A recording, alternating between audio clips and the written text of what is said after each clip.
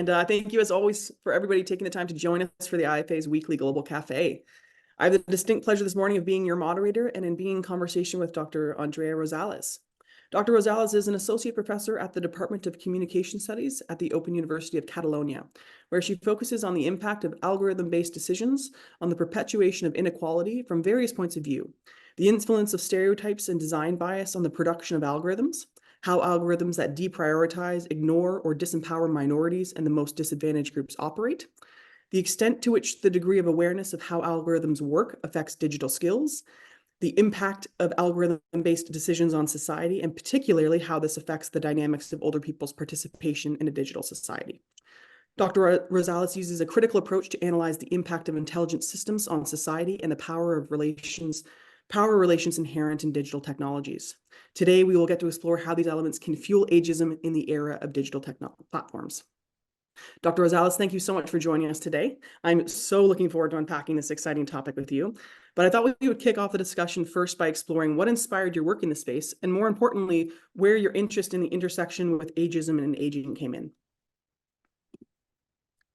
Well, I think ageism is often one of the less common stereotypes and discrimination that is analyzed in general. And I do research in the area of digital technologies, and there is a lot of people talking about how digital platforms discriminate against gender, race, or background, but there is not that too much talking about how it discriminates against age. So this was my motivation, yes. Fantastic. So I want to start, Dr. Rosales, with kind of a basic question, and that's really kind of, what are algorithms? How are they developed, and how does that process of development lead to bias? Yeah, thank you. That's an interesting question.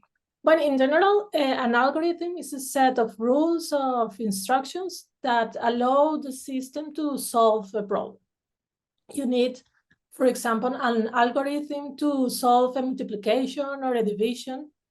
There are different algorithms to solve multiplication or division. Each one has his own algorithm to make a multiplication. And sometimes you don't need the algorithm because you know the answer by heart. But if you don't know the answer by heart, you have your algorithms. There are, for example, algorithms to solve the Rubik cube. And here it comes what is interesting about algorithms, no? It is a set of rules that you learn by heart to solve a problem, but you don't need to understand how they work or what is the logic behind that set of rules. You know that this set of rules solve the problem. You can deduce the logic once you appropriate the rules, but you can use it without deducing the logic. And some minds need to understand why something works in a way, and others minds can just apply the rules and use it and solve the problem. So this is what is particular about algorithms. It is a set of rules that you can use to solve a particular problem, even if you don't understand how it works. And that's why it's very often used in the context of computer systems. Programming is everything about algorithms, because programming is about creating a set of instructions to give to a computer for the computer to do an action and to solve a problem, to get an objective.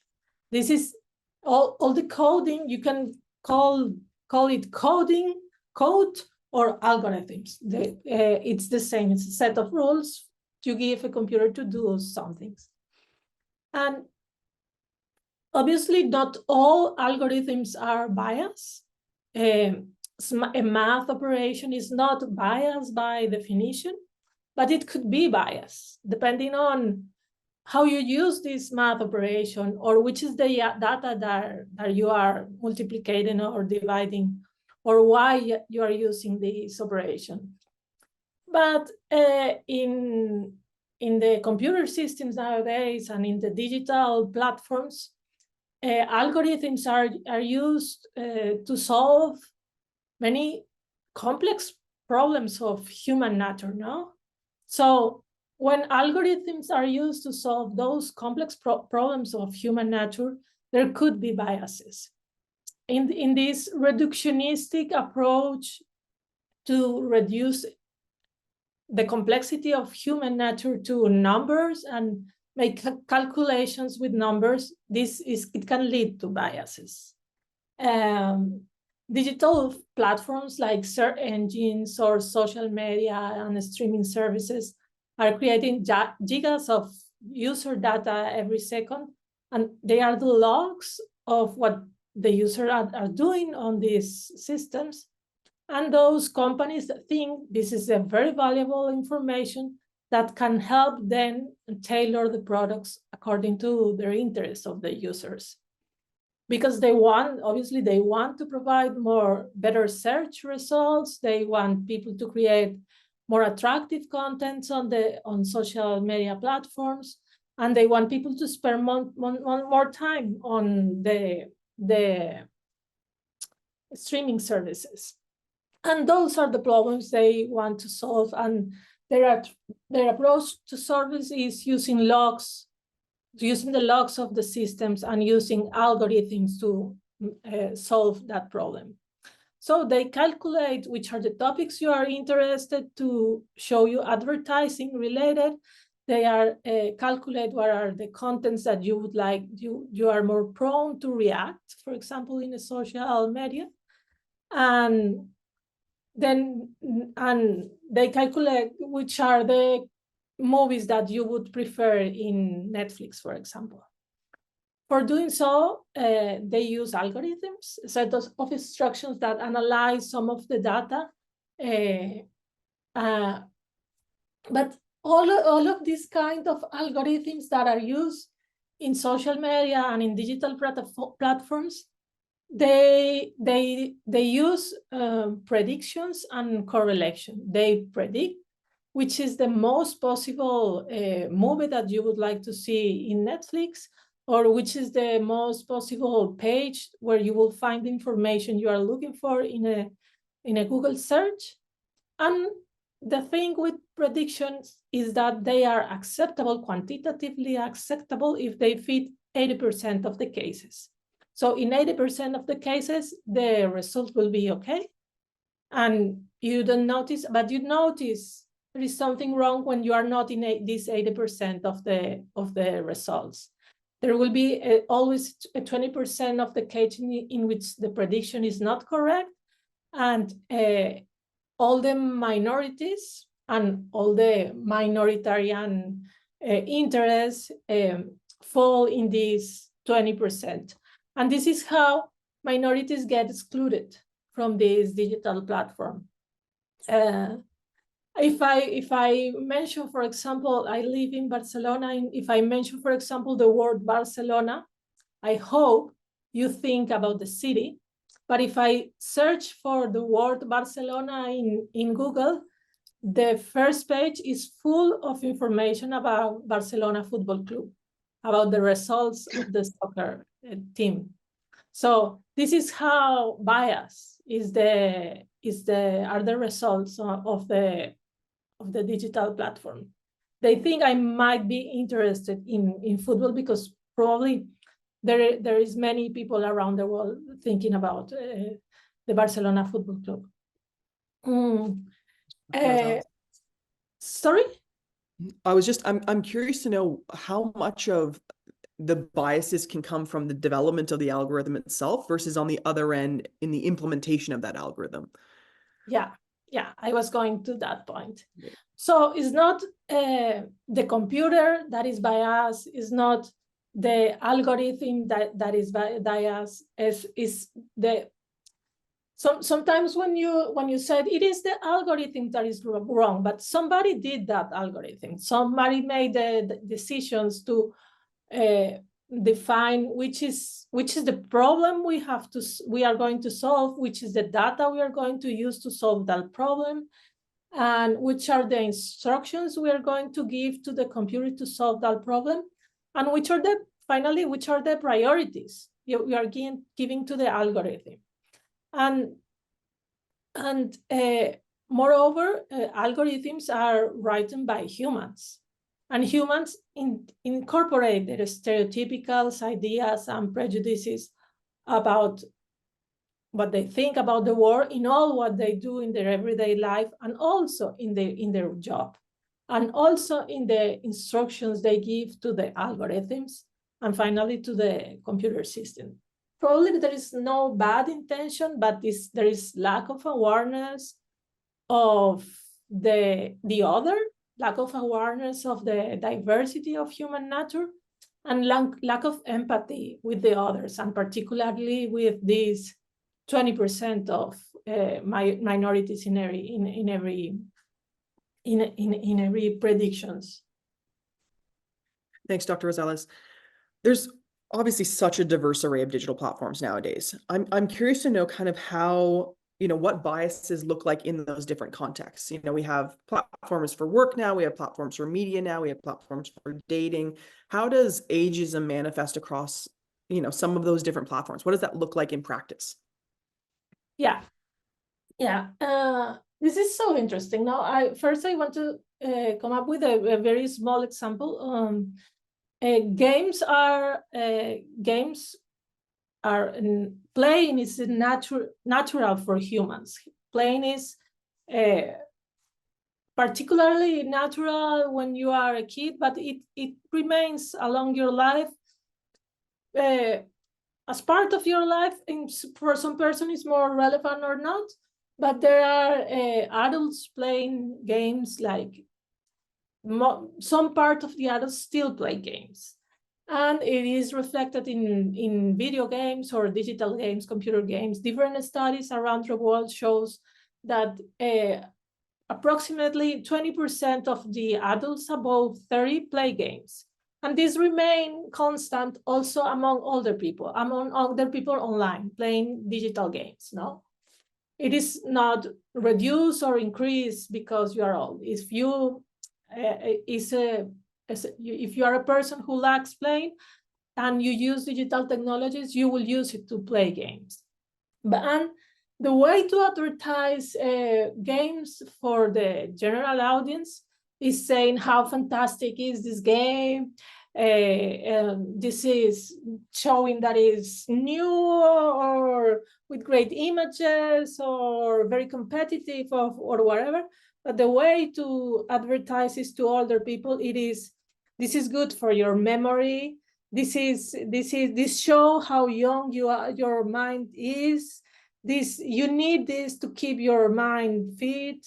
It is like advertising, focusing on the weaknesses that can come with age. So this is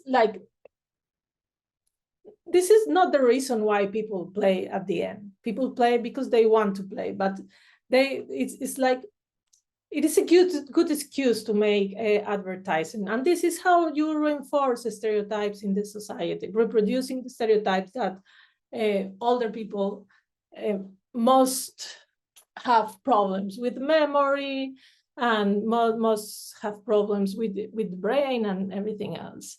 Those are really small examples of how digital platforms discriminate and also reinforce the stereotypes. They associate games for older people with brain training.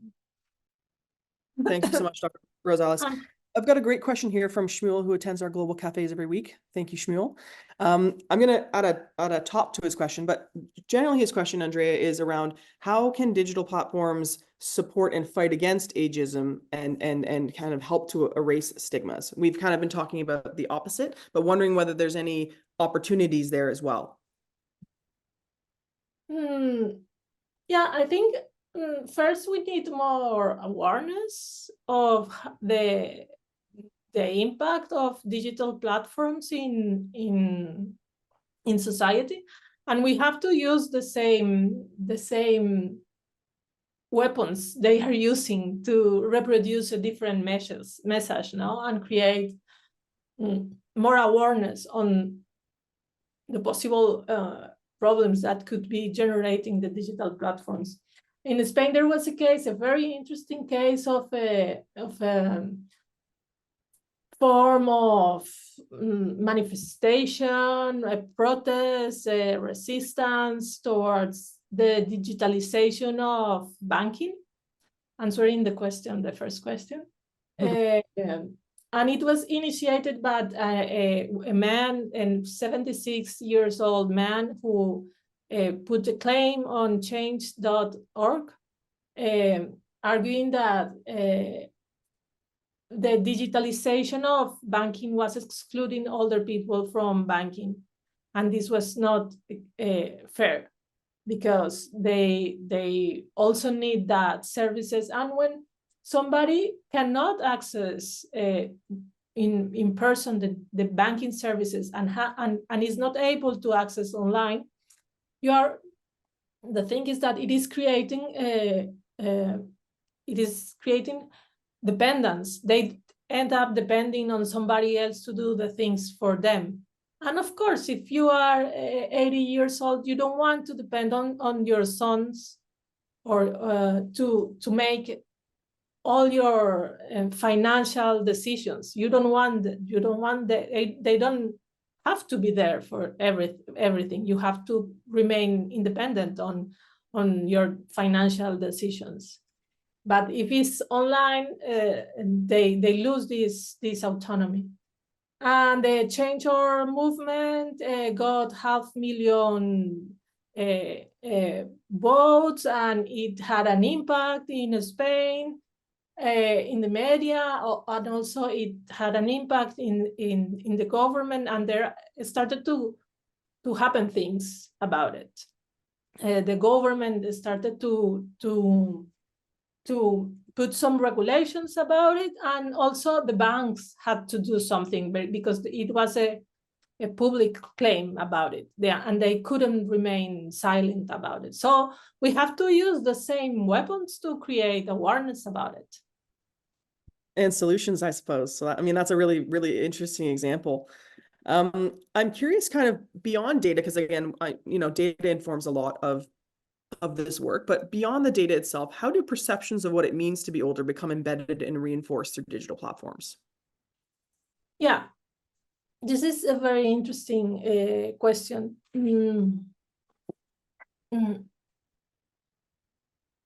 For example, first, we have the tech industry that we know is the people who work in the tech industry is mainly white, young men from upper classes, and usually with a technological background, like a degree in the university or something like that. And they often design technologies that are for themselves, that would be suitable for them. And it incorporates all the stereotypes of their background. And there is also the fact that there is the general idea that older people are not interested in digital technologies, are not users of digital technology, and wouldn't like to use digital technologies. And then you start mixing things. The young tech industry is very young. There is the idea that older people are not interested in digital technologies and are not used, and young people are the good users of digital technologies. So most of the digital technologies are designed with a young user in mind. And young users are the target of the advertising, and are also the target of the products, and the users, they test the. So by design, older people are excluded of the intelligent systems. When I have been talking with programmers, they tell me, yes, we make user tests of our products with people of all ages. We even have people of 50 years old in our user studies. Okay, you are excluding everybody above 50 years old. But also, among programmers, there is the idea. We have been talking with programmers in the big tech companies, and they are very young. They think an old programmer is somebody above 30 or 35, because most of them are 30 years old or younger. And they think older programmers, it means programmers over 40, they are not good programmers because they don't have all the mental capacity they would need to keep learning programming and to keep being updated with all the things that keep changing in the programming sphere. So, and they think people over 40 have other priorities. For example, having kids and having to pick up the kids in the school after. And they are not enough focused on the objectives of the company. So there are a lot of age stereotypes in the tech industry, and this is how they end up deprioritizing, disregarding, and excluding all the older people from the design. Thanks, Dr. Rosales. We've got a great question here from Isaac. Isaac, do you want to unmute and ask your question? Yeah, sure thing. Thank you. No problem. Yeah, so my question is, so I know we've been discussing how algorithms themselves and the use of data and maybe even the technological design itself might be ageist. But I'm curious, obviously, especially nowadays, technology isn't static, or rather, the ways of using technology and how it's developed isn't static. It evolves, it changes. I mean, the processes that were used 10 years ago are immensely different to the processes that we use now, and so on. So naturally, we can probably think about how, technology and data might be used and collected in the future as, those processes to obtain those that information also evolves as, the industry develops. So I'm wondering, considering looking at the future and how things might look like further along the line, I'm wondering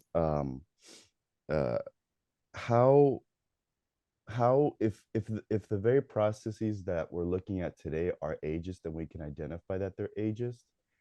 Of course, since technology is going to continue to evolve in the way that technology is developed and algorithms are used, is going to evolve as well with the times. How do you essentially hit like a moving target if it's always going to be evolving and changing? That's kind of what I'm wondering. Hopefully that Thanks, makes Isaac. sense.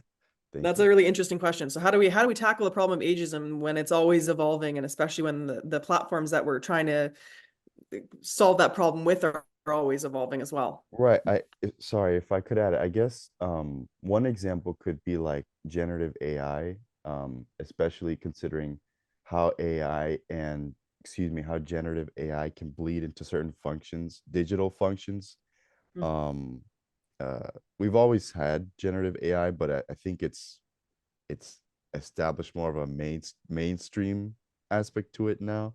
But that's one example of a really current development, and we're already facing like how those new technologies and new processes of using data and then disseminating data onto a community can be problematic in some senses if it's ageist.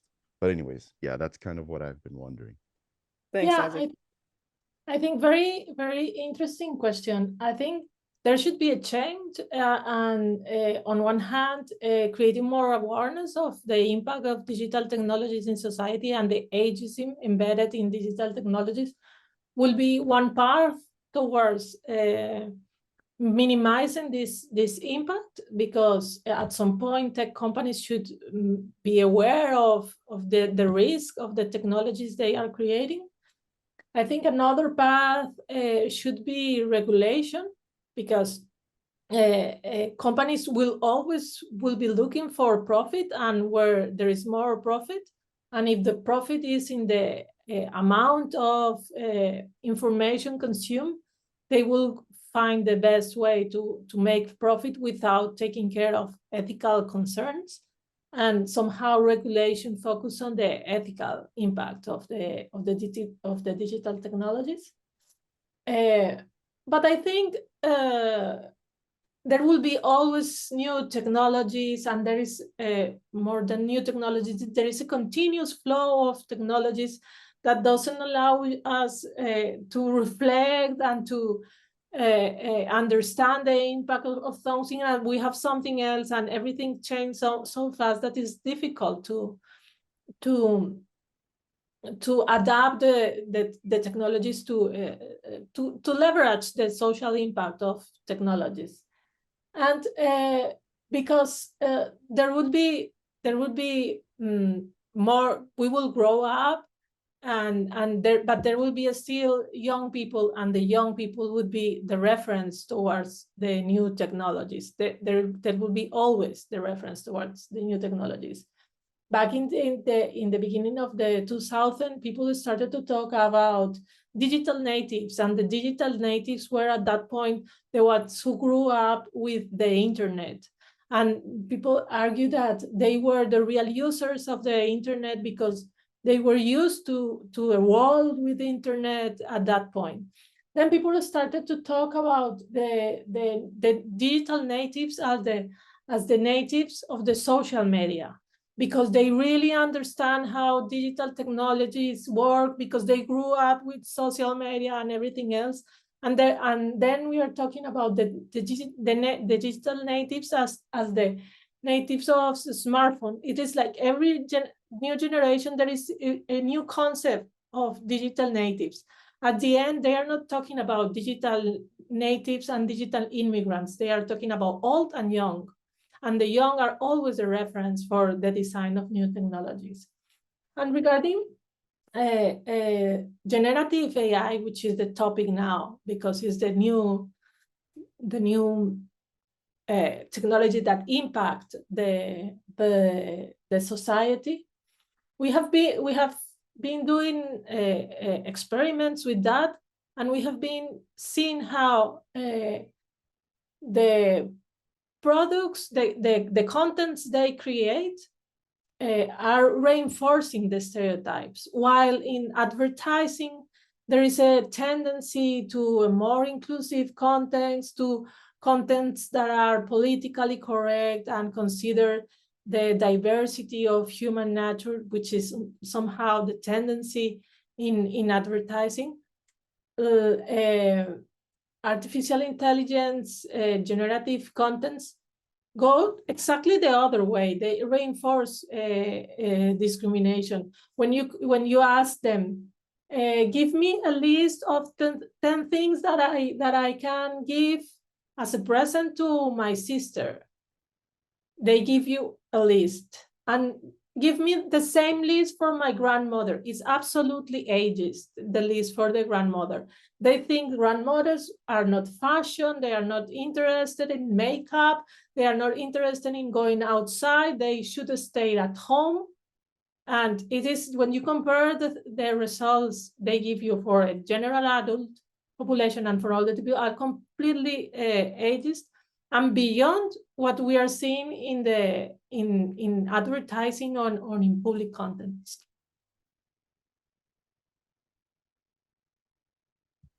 Thanks, Dr. Rosales. I have so many questions, but the chat is also popping off. So I'm going to go to Catherine, who has a question in the chat. Catherine? Hi, thank you. Catherine, are you with us? Yeah. You've triggered two questions basically interrelated. One is, because all this is happening, as you say, so quickly, the 30-year-old becomes out of sort of interest very quickly. Is there any association of those who have, quote, graduated out of that key age group and no longer of interest to those designing technologies?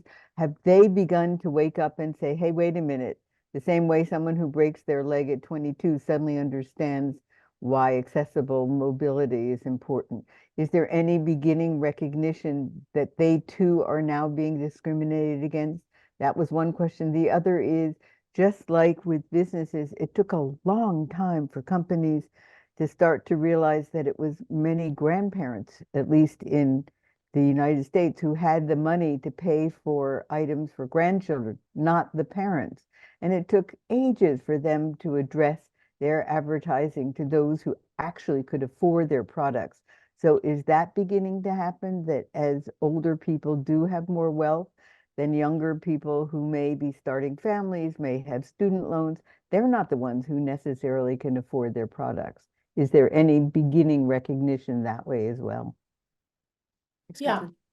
Yeah, regarding the first question, I think I have big hopes with the younger generations, because I think they are more sensitive to diversity than we have learned to be more sensitive to the diversity with the years, but very young people are very sensitive about it. Anyway, the age discrimination is the last topic to learn, no?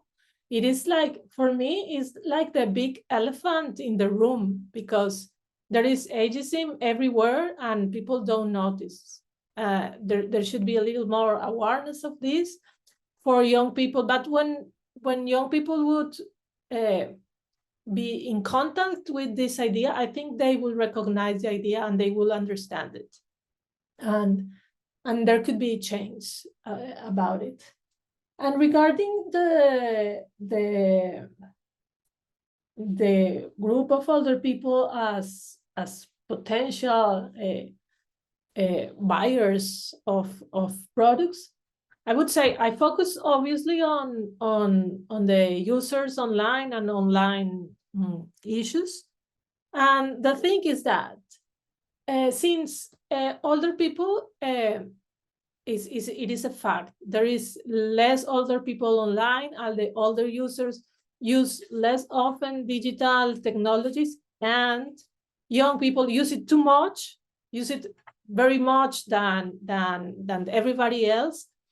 The statistics and the statistics of the systems, maybe they don't know the age of a user, because you don't have to give your age when you are on Amazon. They don't have to know your age. So they have statistics and analyze data, aggregated data of everybody. So the power purchase of a specific collective is not identified by the system. The thing with these systems is that they think they know everything about us, but they don't know everything. They try to quantify us, but they are very bad at quantifying us, because human nature is so complicated to quantify, and they even don't know our age, but they try to predict our age. And they think they do it well, but for sure they are very bad at predicting age. That's very interesting. I'm curious to follow up on that, but I have another really great question from David in the chat. David, would you like to come forward and ask your question? Well, you've just touched on it, actually.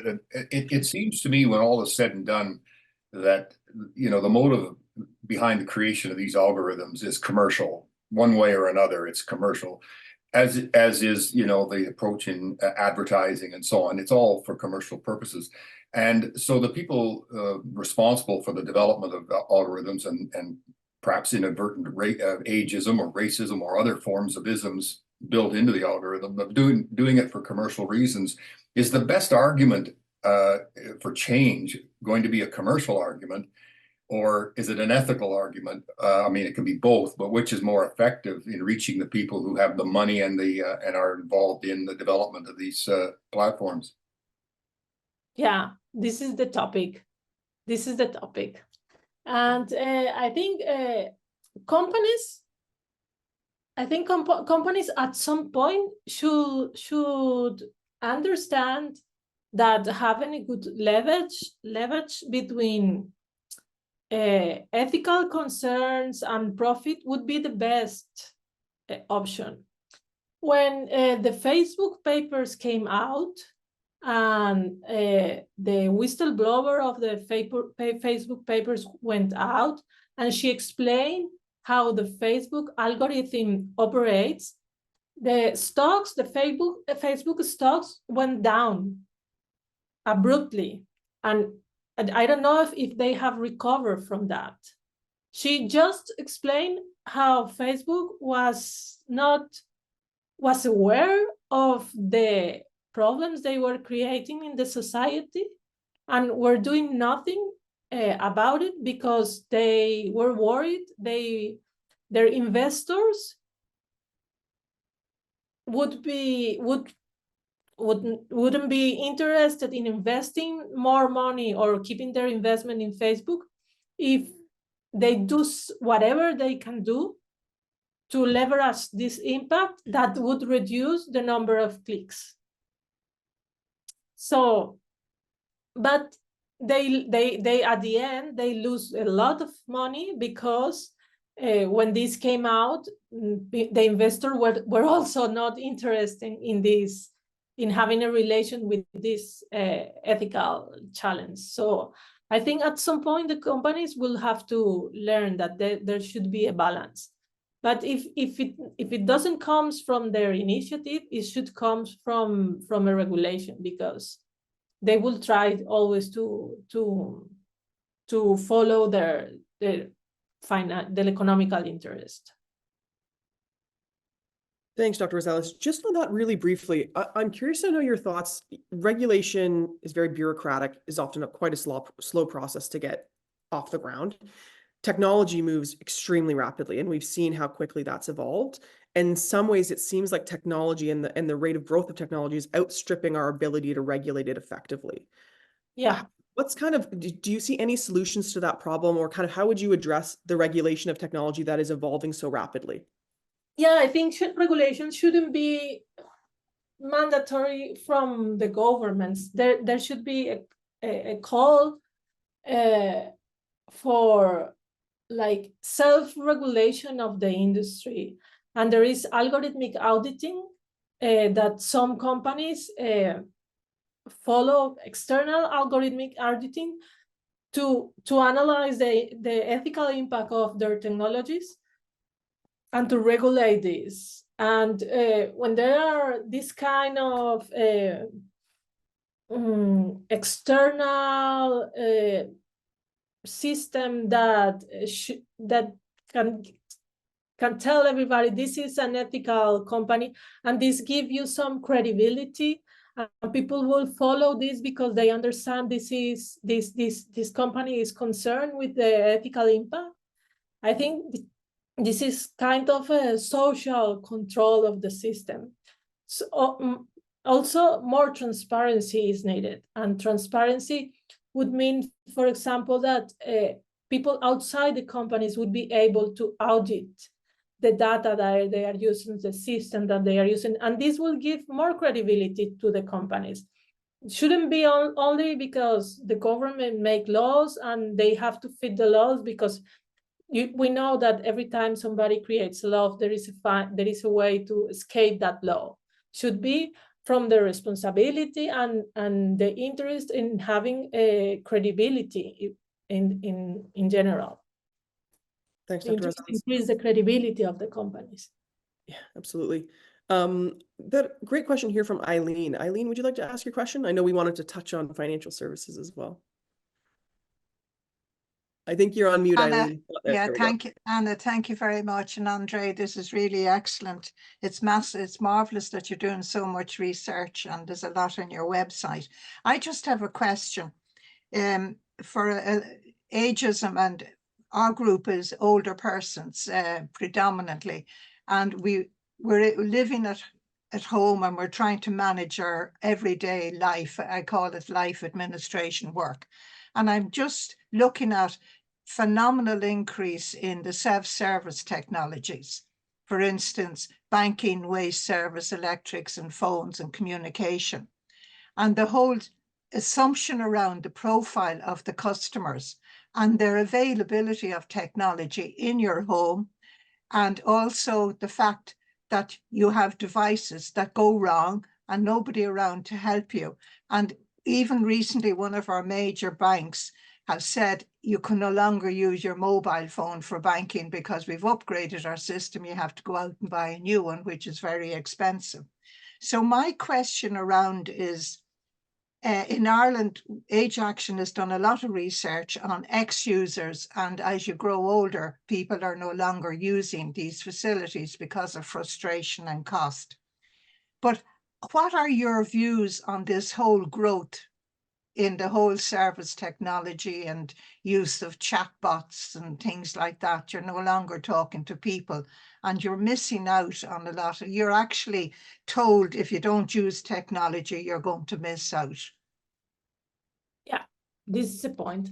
I think with the pandemic, there were a lot of people who jumped into the digital technologies, and it was good because it was reducing the digital divide, but at the same time, many private and public corporations moved to the online services, and there are many users who are not able to use those services because they don't have the interest, the skills, or the devices for doing so.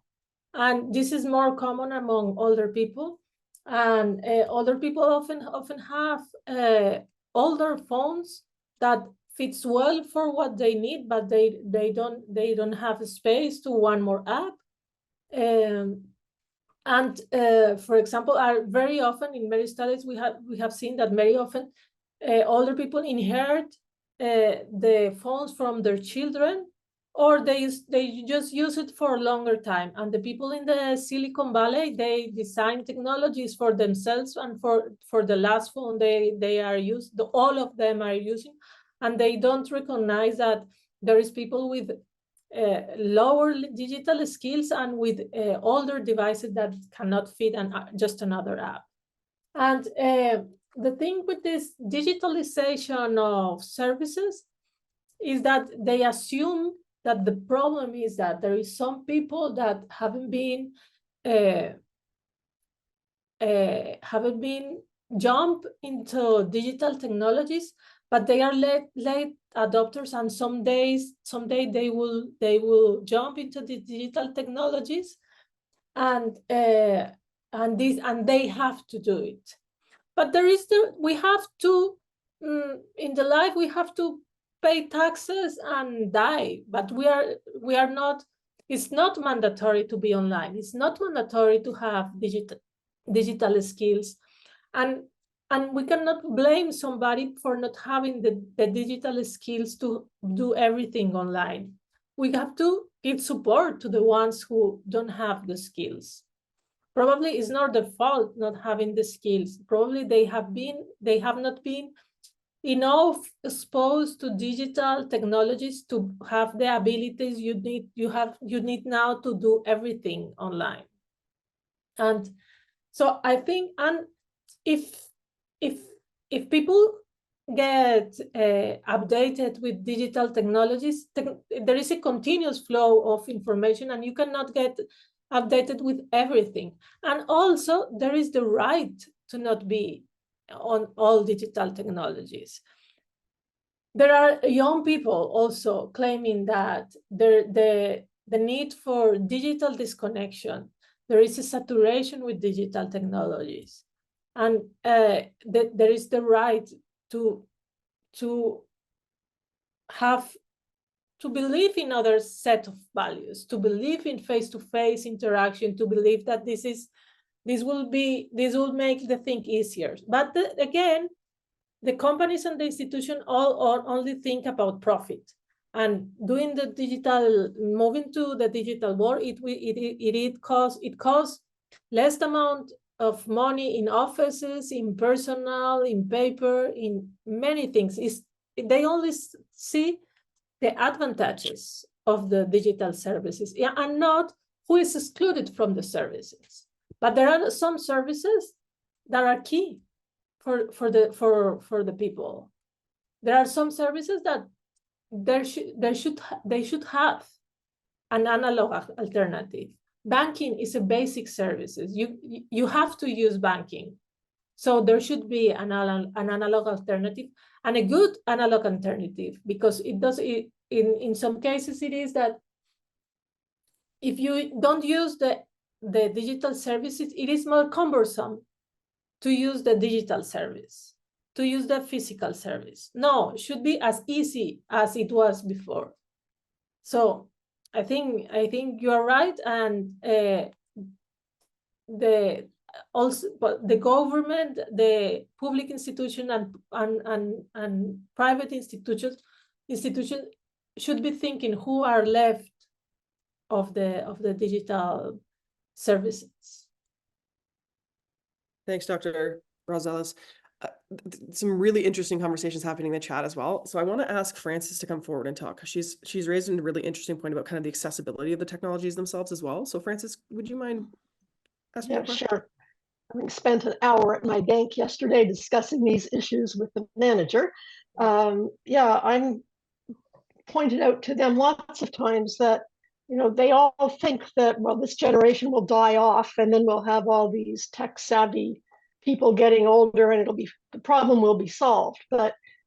And as a person that specializes in sensory things, we all know that there are things that change as we get older that make technology, unless it's adaptable to our needs, that is vision and hearing, it's going to be equally hard for the next generation of old people to use the current technology as it is for currently elderly people. So I think we really need, and lots of us are trying to convince them, but it's hard, people that design technology to understand that things like constantly flashing screens and little text and low contrast and all of that stuff is going to make technology inaccessible for most older people, not just the current ones that have not got a long experience with it.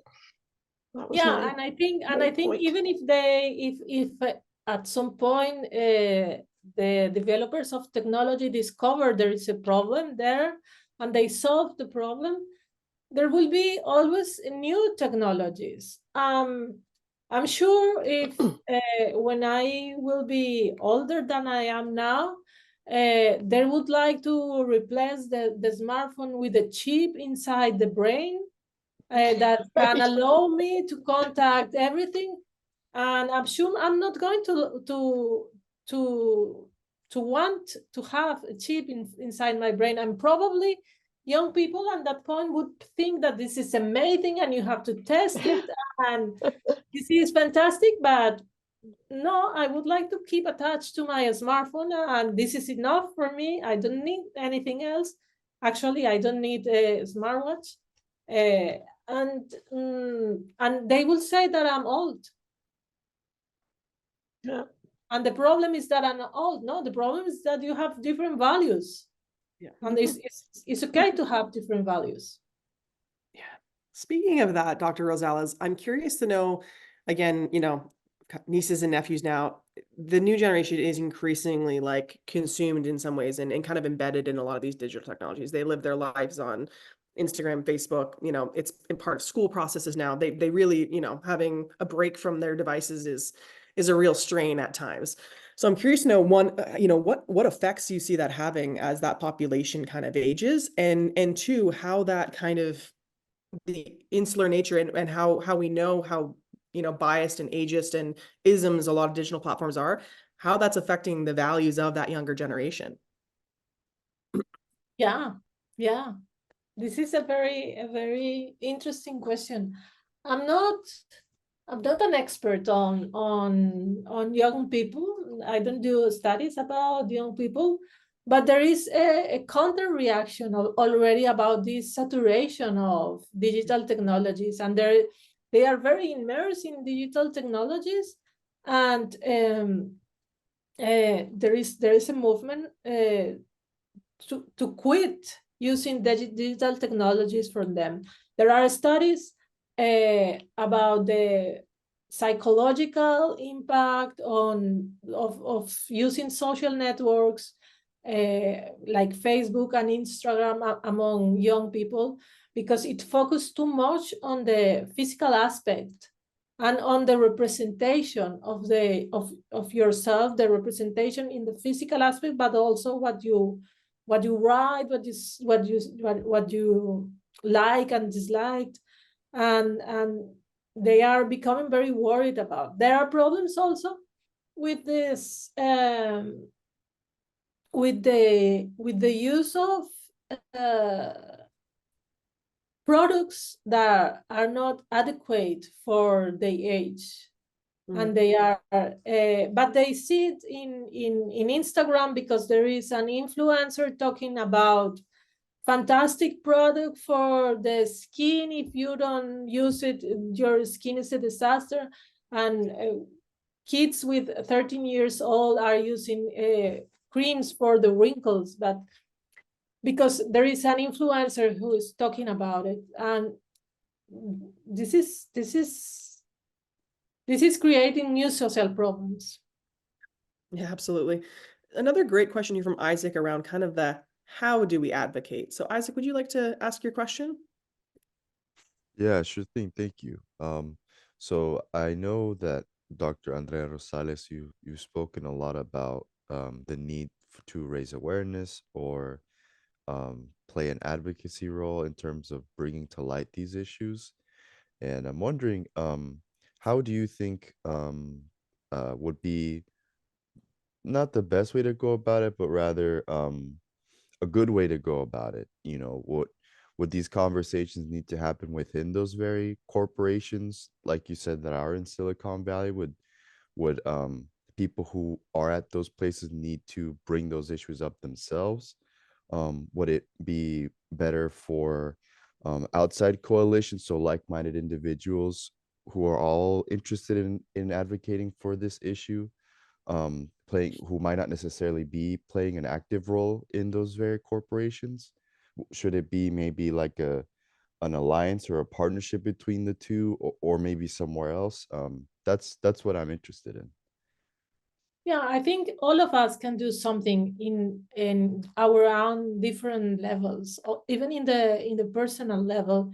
Is relevant to raise the concern about it. Very often, young people come up with the idea that they know exactly which is the proper way to use technologies, and with the idea that you don't know how to use technologies. But there is no proper way to use technologies. Each one uses it in the way they feel is okay for them, in a way that fits their interests and their communication needs or whatever needs.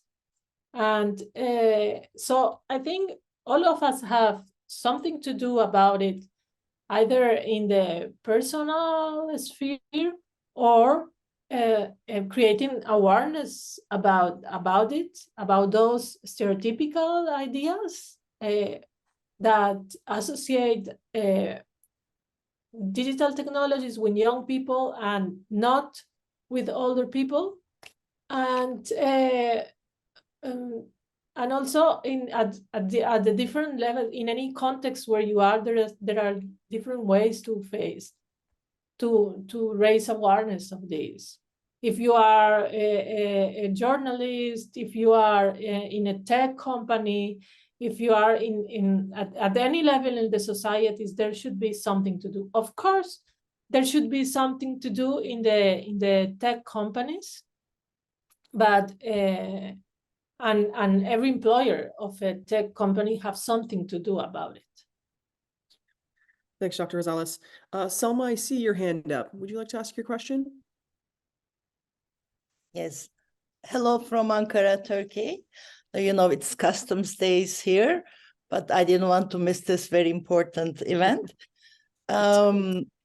Well, my point is that actually, I'm running this Patiska platform, which is on new technologies and older women specifically. And I have been following the rally that's going on at the moment on Age with Rights global rally.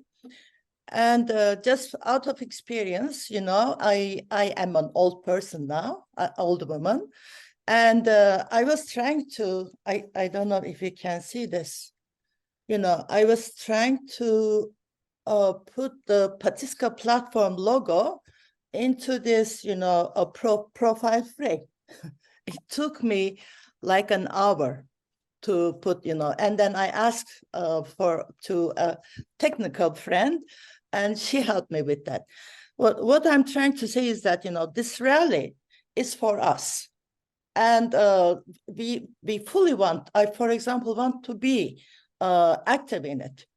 And I am a good technology user for my age.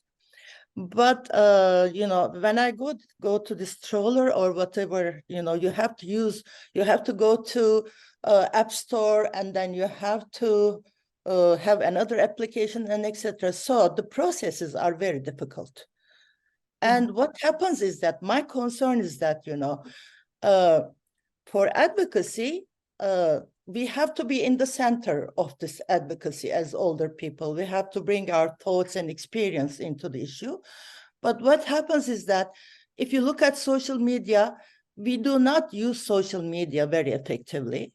And so it goes to young academicians. If you look at, in Turkey, it's mostly young academicians who run such associations, which is fine, which is very good, because we cooperate with them. But this lack of access to social media and to new technologies keeps on pushing us from the social life. And we really need to think about that. We need to do something about that. It's cooperation among, of course, different actors with other associations, younger associations, and this and that. But if I myself is feeling that, I cannot put my picture into this profile frame, this means that there is a problem. And we need more, I would say, digital literacy for older people. And we need to also create that ourselves as older people. And we need to access how to use all these new devices and etc.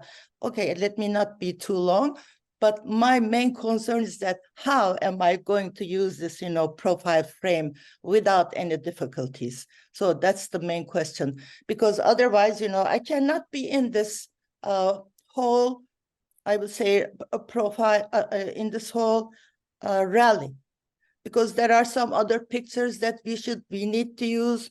We need to do this and that, and I need some advice on that. What can we do? I agree completely with you. I agree completely. I would say that you are using well the social media and the digital technologies, because any use is accepted, and it's not your problem that they are not adapted to your level of digital skills. Is the problem of the companies that they design that they don't make usability the priority in their designs. And there is one thing, which is the CAPTCHA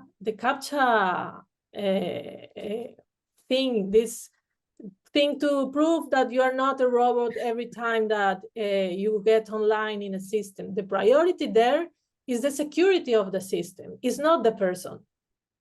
It's not the audience. And these CAPTCHA systems are very complicated to use, and they are more complicated to use for the people who have low digital skills. But I have had problems also with the CAPTCHAs, and they don't care about it. They prioritize the security. So I also agree with you that there is the need of more digital literacy training, that in every country, in every city, in every neighborhood should be the opportunity to have a digital literacy training for the people who would like to learn how to use and who would be interested in going to the library, the civic center, or whatever things, to have support on the digital needs. And this support doesn't have to come from the family or from the relatives or friends, because they could be busy, saturated, or whatever. There should be any other kind of support for the people interested in learning and having this support. But there should be always the analog alternative for everything. And there should be always the priority to make the things easy to use and accessible for everybody, because digital literacy would not arrive everywhere. And not everybody is interested in going to the library or the civic center to receive courses. This is not for everybody. There is people who remain at home with their problems and never would go to a digital literacy course. So it is a very complex problem. But when you think that there should be always an analog alternative, and the priority should be the usability, and would be interesting and useful and relevant for the industry, taking into account the values and the interests and the style and the problems other people have with the digital technologies when they are designing their technologies, and not only doing user tests with people around 30 years old. Thanks so much, Dr. Rosales. We have, as always, rapidly approached the hour. So I want to just pull up the speaker tile for next week and give Dr. Rosales a few moments to gather her thoughts before we come back for some closing remarks, Dr. Rosales. In the meantime, I hope you would join us next week for our conversation with Dr. Ad van Berlo, the founder of At Smart Homes, and we'll be exploring the ethical imperative for data collection, sharing, and merging. So a nice little continue on in some ways from today's discussion, and hoping you can all join us. But today I hand the floor back to Dr. Rosales to give us some closing remarks after a very interesting discussion. So thank you so much, Dr. Rosales. Over to you. Yeah, no, thank you for the invitation, and have been a very interesting conversation with all of you and with all the questions. I would like only to reinforce that message that we should claim for our rights, and there is the right for not being online, and to demand more digital literacy and more inclusive technologies. Terrific. Thank you so much, Dr. Allison. Thank you, as always, for everyone who joined us today. We look forward to seeing you next week. Have a great weekend. You.